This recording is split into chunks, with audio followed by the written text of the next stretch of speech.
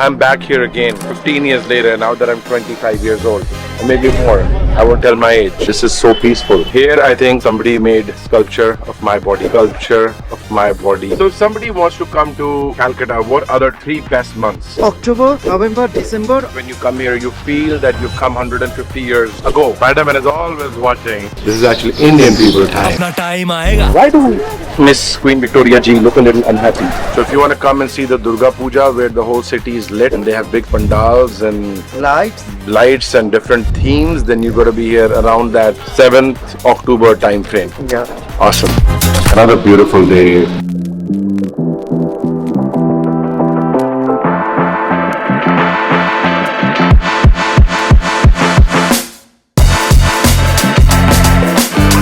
I am in Kolkata and I'm in a coffee shop in Kolkata. My tour guide is actually waiting right over there.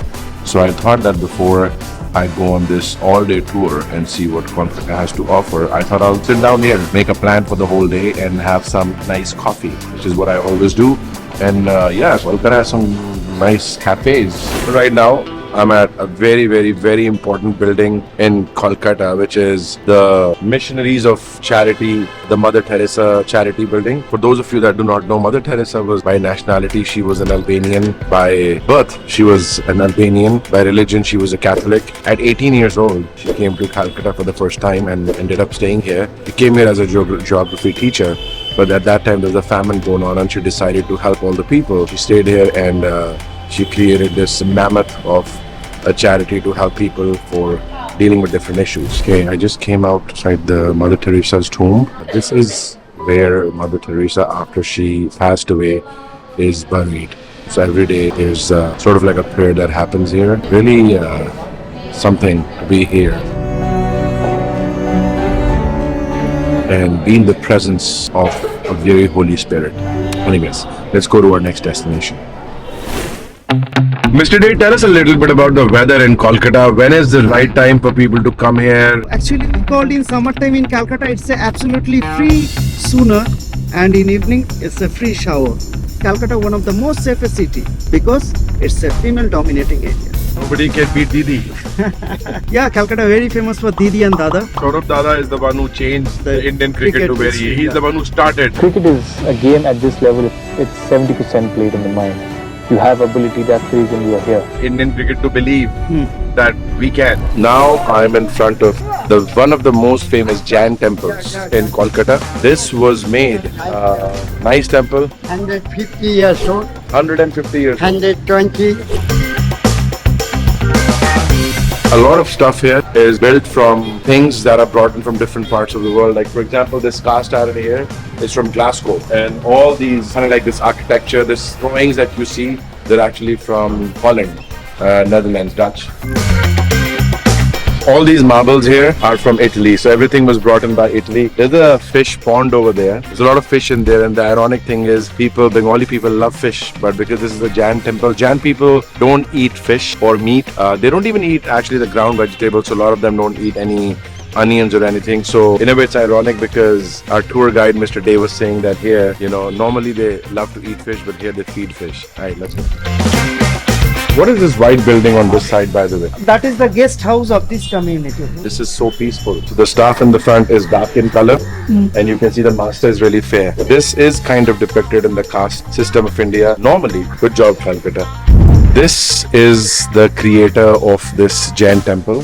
His name is Rai Budri Das Bahadur. Mukim is the title. Because he was very close to Britishers, you can actually see like there's a medal. He was the tax collector. Mukim basically means the person that collects the tax. He was one of the most popular or most well-known jewelry businesses owner in Kolkata at that time. And right behind me is this temple. Now, I don't know if I can really do justice in terms of how it looks on video, but this is an amazingly beautiful temple. I'm gonna go in there, but it's not allowed to take videos there, so or pictures there, so I won't be able to show you. But I'm gonna go walk in, give my prayers, and then we'll go to our next destination. Let's go. So we are like in a very old part of Calcutta. So what is so special about this alley where we're going, and what are we doing here now? This area we call the artisan village area, the Potters Colony, where you see how to make our god and goddess by clay. Let's go and get some clay work being done. Let's go.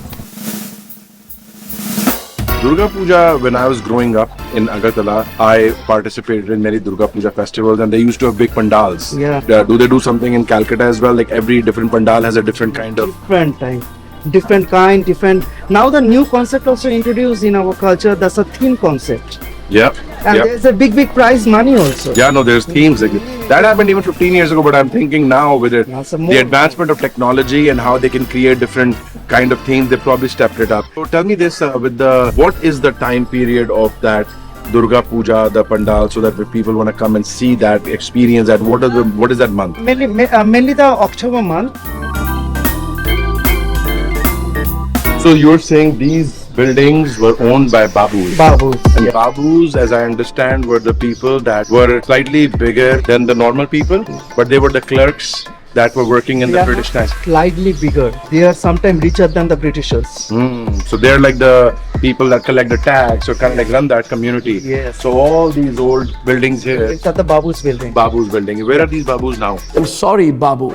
Everybody's a Babu. Everybody's gone. Now everybody's a Babu. Everybody's Babu. If you study and educated and you become a Babu. Babu. That is the way to become a Babu now, because this is not the Britishers' time.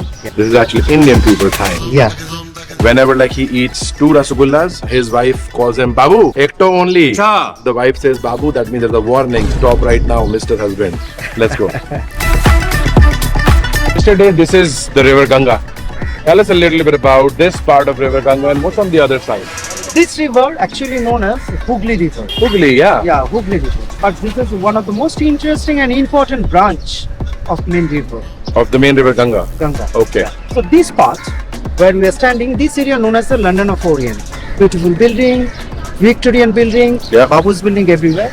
And opposite side you can see there are no buildings, no big buildings. Yeah, so all very small buildings over And there. Yeah. everywhere you can see the chimney. That area we call the Manchester of East. Here, I think somebody made a sculpture of my body. I'm gonna put copyright claims on that. Excuse me, who's the owner here?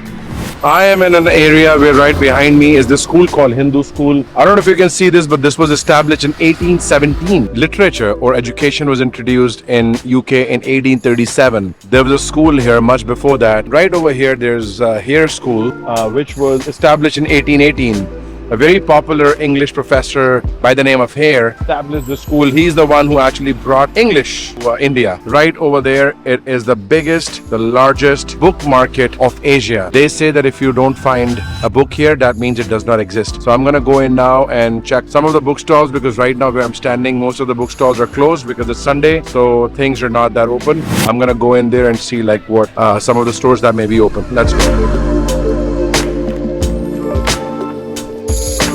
Some of the bookstore in this area from 1818, 1817. 200 years old. Yeah, Wow. 200 years old. What do you mostly get in this book market? Is it, I see a lot of mathematics and ICSC and like exam books.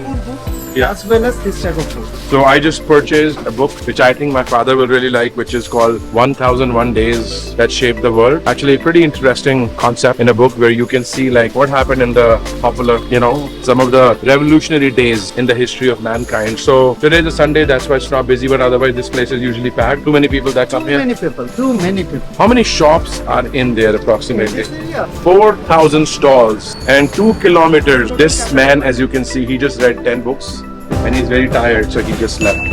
Area, one of the most historical place in our city, Calcutta, and everywhere you can see it's a place of social gathering, maternity hall for the freedom fighters, and also the birthplace of intellectuals. Lot of plans, freedom fighting movement time started from this corner. It's very precious for us. Previously it is a theater hall, so that's why known as the Albert Hall.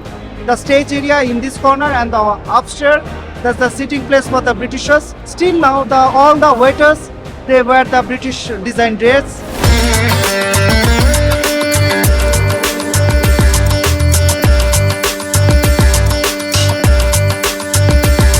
Right now we are in Asia's largest flower market, which is in Kolkata, and it's right here. So I'm standing right in front of one of the most iconic parts of Kolkata, which is the Howrah Bridge. Great Howrah Bridge. Construction was started in 1938, completed in 1942.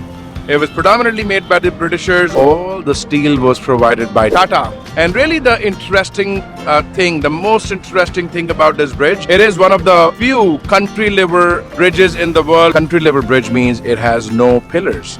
And that is what made it so special at that point of time.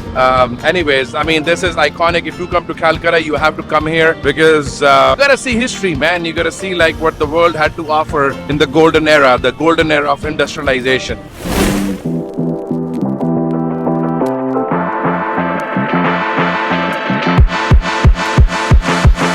I think this is a bronze statue of the Queen Victoria. Queen Victoria. Tell us a little bit about this part. Victoria Memorial Hall, one of the landmark of our city. We believe that if you have not taken photos in front of this building, that means you've never been Calcutta. Without this area, your Calcutta tour never complete. That is true. Mr. Day, I have a question. Please, Why do Miss Queen Victoria ji look a little unhappy? it's a good observation. Maybe we should feed Miss Queen Victoria ji some Rasgulla. Because whenever I eat Rasgulla, I'm very happy. Okay. Secret to happiness. Now let's go and see the Please. memorial.